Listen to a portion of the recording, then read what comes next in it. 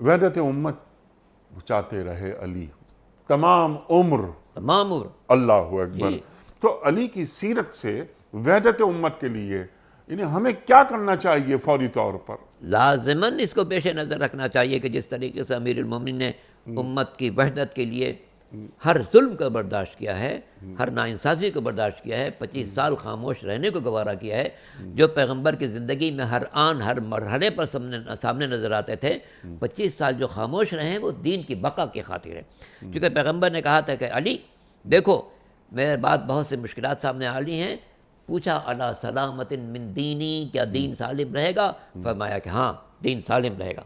تو پیغمبر کے بعد امیر المومنین نے دین کی سلامتی کے لیے جو خاموشی اختیار کی، مگر اس میں بندگان خدا کی رہنمائی مسلسل کرتے رہے. جب بھی کوئی آ رہا ہے تو دین کی رہنمائی مسلسل فرما رہے ہیں. اسی لیے آپ دیکھیں جو امیر المومنین کے فیصلے ہیں، قضاوت کے فیصلے ہیں، وہ غیر معمولی فیصلے ہیں، جس میں ذہن انسانی پریشان ہو جاتا ہے. یہ کیسا فیصلہ ہے؟